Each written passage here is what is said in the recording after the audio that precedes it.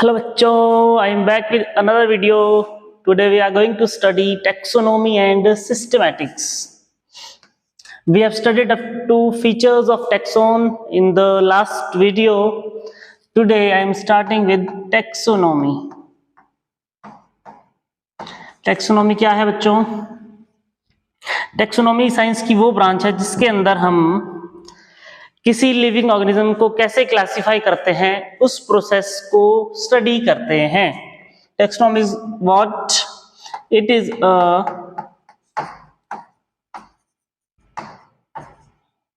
branch of science that deals with process of classification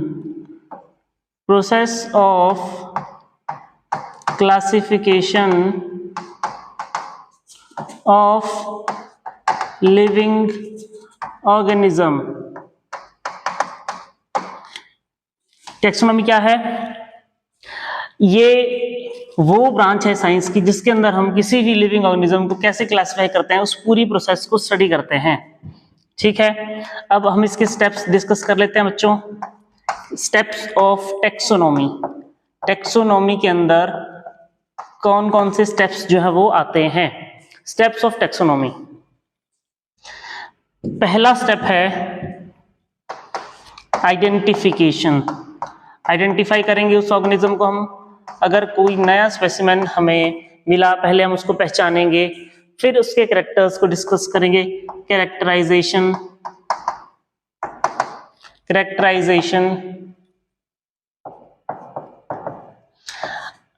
कई books के अंदर characterisation पहले लिखा है, आइडेंटिफिकेशन बाद में लिखा है. कई बुक्स के अपनी एनसीईआरटी की ही बात करें तो उसमें कैरेक्टराइजेशन को पहले लिखा है, आइडेंटिफिकेशन को बाद में लिखा है.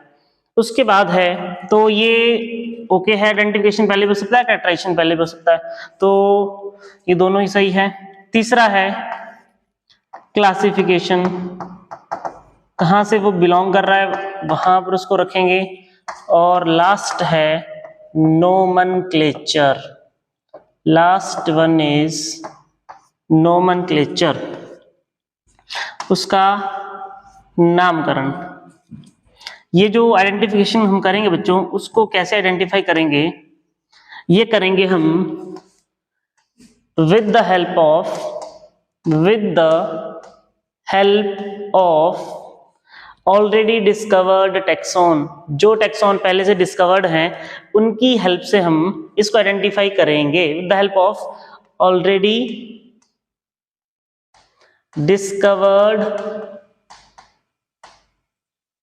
taxon. ऑल राइट, तो कैसे हम उसको आइडेंटिफाई करेंगे?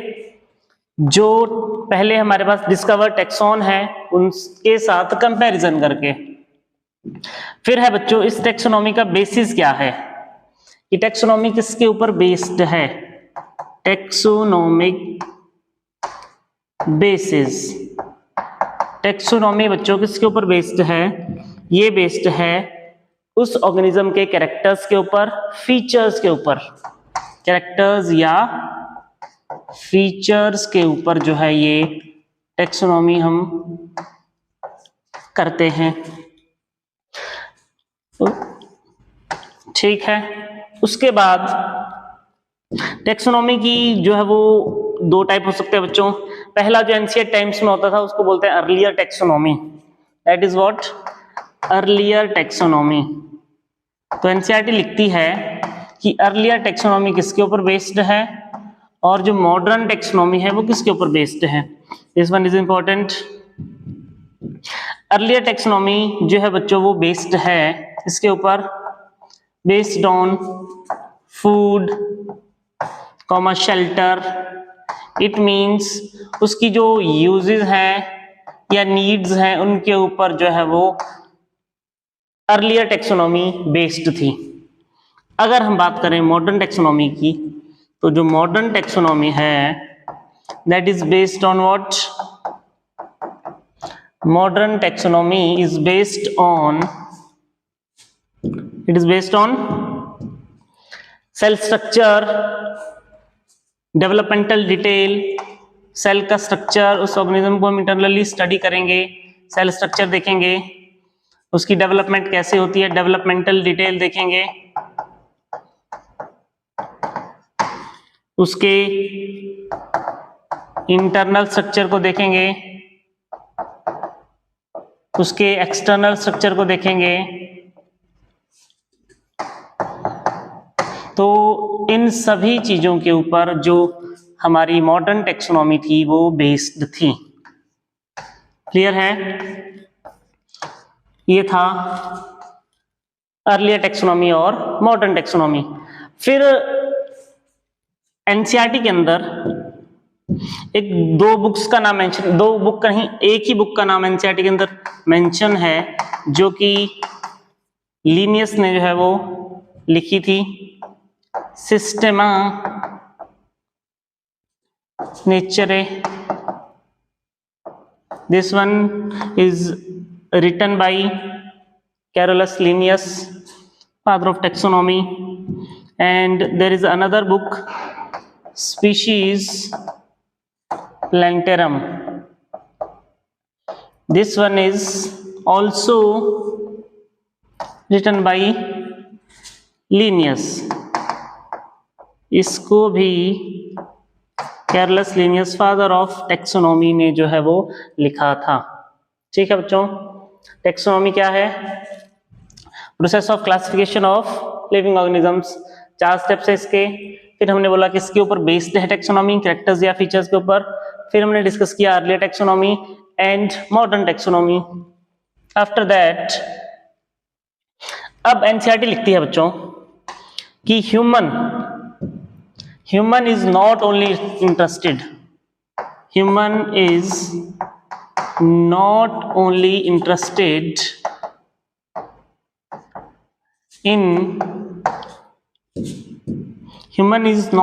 interested in knowing the taxon or group, but also relationships among them, उन ऑर्गेनिजम्स के बीच में क्या रिलेशनशिप है वो भी जो है वो डिस्कस करना चाहती है, रिलेशनशिप्स अमंग देम। तो उसके लिए बच्चों एक और ब्रांच आई साइंस की जिसको हम बोलते हैं सिस्टेमैटिक्स। क्या बोलते हैं? सिस्टेमैटिक्स। टेक्सोनॉमी हमारा हो गया। फिर एनसीईआरटी लिखती है कि human is not only interested in knowing the taxon और group, but also in studying the relationship among the organisms. उसके लिए हमारे पास एक साइंस की एक और ब्रांच है जिसका नाम है सिस्टेमैटिक्स। सिस्टेमैटिक्स जो ब्रांच है इसको हम बोल सकते हैं it is a higher version. क्या लिख रहा हूं मैं? Higher version of taxonomy. It is a higher version of taxonomy. अभी हम देखेंगे कैसे कि हायर वर्जन है। उसके बाद ये जो वर्ड है ये आया था लैटिन वर्ड सिस्टेमा से। सिस्टेमैटिक्स जो वर्ड है ये लैटिन वर्ड सिस्टेमा से आया, जिसका मतलब था systematic arrangement of living organisms. Systematic arrangement of living organisms. Focus करिए बच्चों। Let me tell you one thing, focus. You have to learn to focus.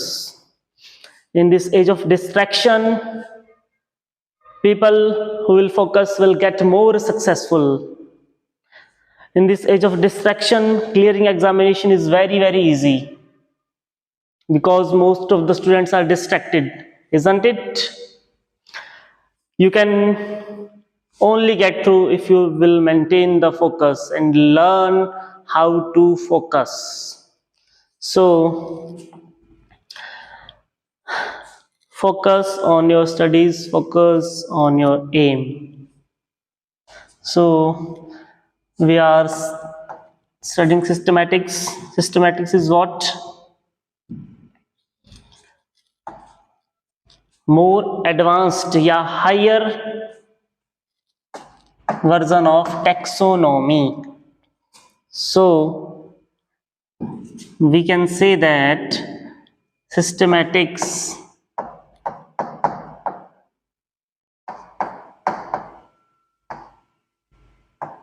is equal to processed taxonomy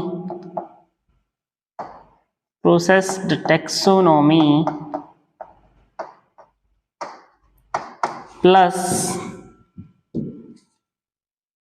evolutionary relationship among organisms. Evolutionary relationship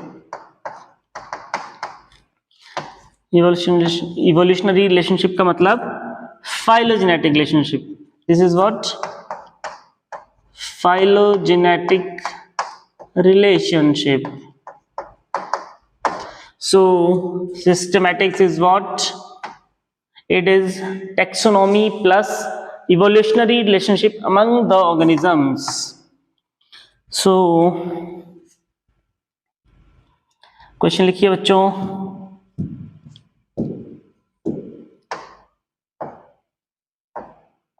Question is, more close taxon among the following options. First one is insects and reptiles. Second option is plants and animals. Third option is E. coli and yeast. And fourth option is reptiles and birds. This is your question. More close taxon among the following options. First one is insect and reptiles, plants and animals, E. coli and yeast, reptiles and birds. देखिए बच्चों, insects, reptiles arthropoda के अंदर आते हैं, ये आते हैं Chordata के अंदर. फाइलम अलग होगा दोनों का, ये तो किंगडम ही अलग है. ई कोलाई एंड ईस्ट ये फंजाई है, ये बैक्टीरिया है. रेप्टाइल्स एंड बर्ड्स ये आते हैं दोनों किसके अंदर? कॉर्डेटा के अंदर, वर्टिब्रेट्स के अंदर. सो हमारा आंसर क्या होना चाहिए? Reptiles and birds. हमें पता है बच्चों, रेप्टाइल्स से ही बर्ड्स और मैमल्स दोनों इवॉल्व हुए हैं. तो इसका मतलब more close taxon among the following options is reptiles and birds. Write down next question. Statement 1. Statement 1 is insects, birds and reptiles are taxons. Statement 2 is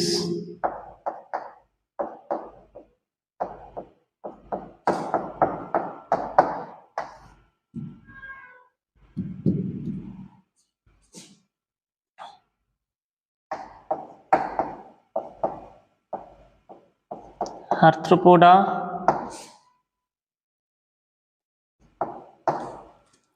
Insecta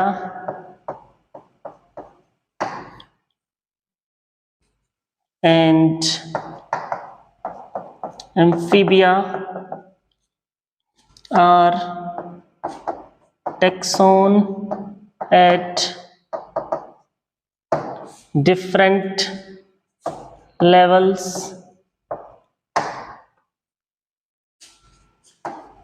बोलिए।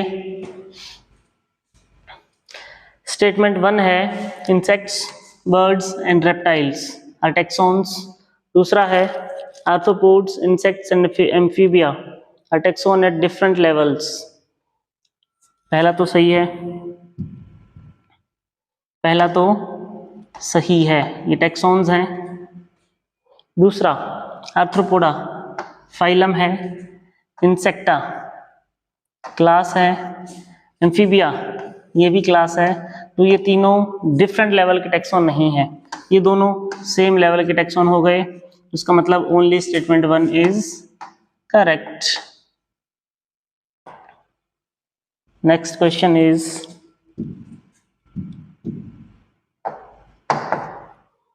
Again statement 1।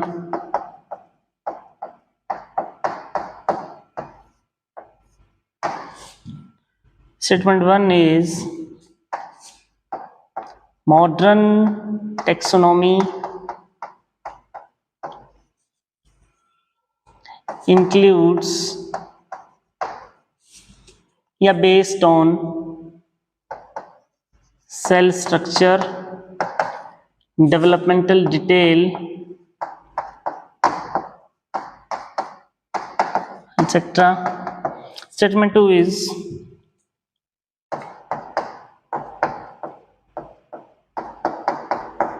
Statement 2 is what?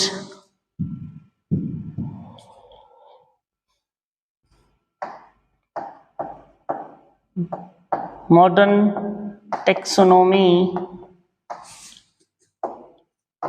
also includes basic needs, for example, food, shelter, etc. करिए जल्दी से।